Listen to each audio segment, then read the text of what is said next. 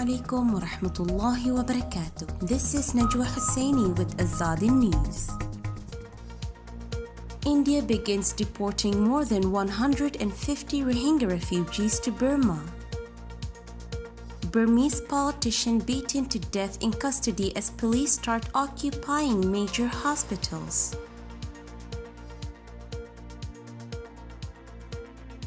Indian police have detained more than 150 Rohingya refugees found living illegally in the northern territory of Jammu and Kashmir and begun deporting them to Burma, two officials said on Sunday. Dozens of Rohingya are now in a makeshift holding center at Jammu's Hiranagar jail. They were identified after local authorities conducted biometric and other tests on hundreds of people to verify their identities. The drive is part of an exercise to trace foreigners living in Jammu without valid documents, said one of the two officials, who declined to be named as they are not authorized to speak to the media.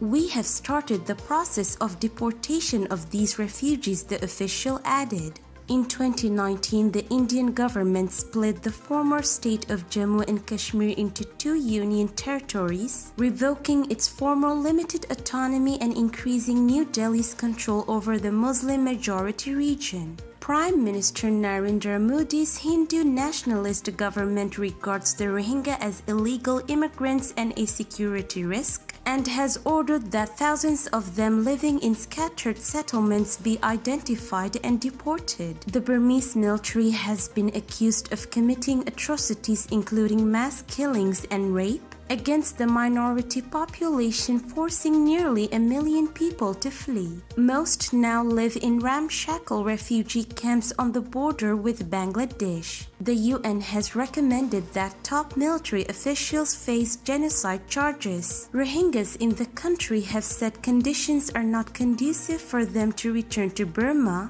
after fleeing violence and persecution over the years. But India has rejected the United Nations position that deporting the Rohingya violates the international legal principle of refoulement, sending refugees back to a place where they face danger. The Indian government has also argued that India is not signatory to the specific UN convention relating to the status of refugees, nor the protocol relating to the status of refugees. A total of 148 countries are signatories to one of these two legal agreements that outline the rights of refugees and are meant to protect them. The Rohingya living in Jammu said they were concerned about the weekend's detentions and the threat of deportation. "We will go back when peace returns to our country," said Sufira, 28. She said her uncle and brother had been sent to the holding center, leaving her alone with her children. Another refugee, 48-year-old Sadiq, said members of his family had also been detained. "We have been told that we will be deported," he said. "They took mother and father.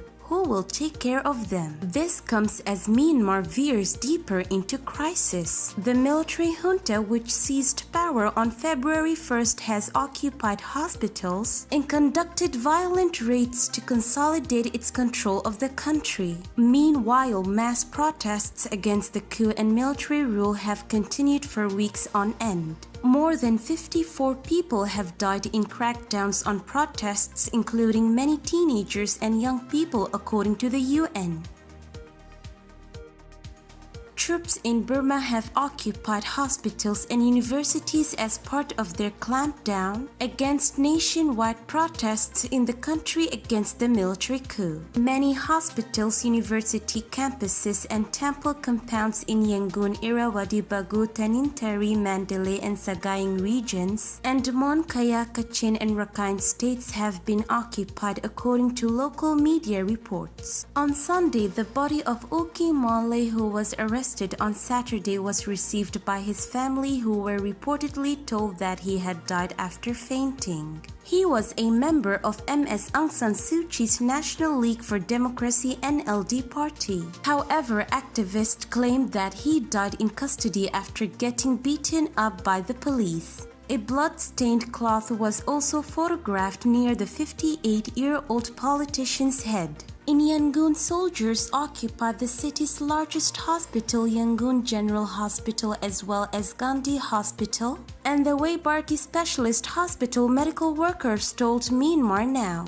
The public demand to vacate hospitals and other occupied areas has been growing stronger, with hospital staff reported to be in conversation with the troops. However, it isn't clear if any of the areas have been vacated. In the city of Mandalay, the military's attempt to occupy a university was met with strong protests, after which tear gas and rubber bullets were fired, leaving several people injured. 2 teachers were also beaten. Now the soldiers are stationed inside the university. They were still firing shots when we had to leave the scene, one of the victims, Chatu, who sustained injuries on his face. Along with Mandalay's general hospitals and government buildings, army personnel were also spotted at the famous Mahamuni Buddha Temple, one of Myanmar's most popular Buddhist pilgrimage sites according to the report. The military has reportedly arrested hundreds of people involved in protesting its seizure of power on 1st February, while several strikes and demonstrations are being called in different areas. More than 54 people have died in crackdowns on protests, including many teenagers and young people, according to the United Nations. Locals also reported hearing sounds of gunfire and grenades in Yangon over the weekend, according to media reports. Security forces have been raiding residential areas and arresting people without offering any clarification, one of the residents told Reuters. However, despite the violent clampdown measures, protests have been erupting in several cities, along with a trade union strike on Monday that resulted in shops, factories, and banks downing shutters in Yangon. This is today's news. To get more updates about Rohingya, subscribe to our YouTube channel and hit the notification bell. Visit our website azaditvnews.com and follow our social media accounts. Wassalamu alaikum wa rahmatullahi wa barakatuh.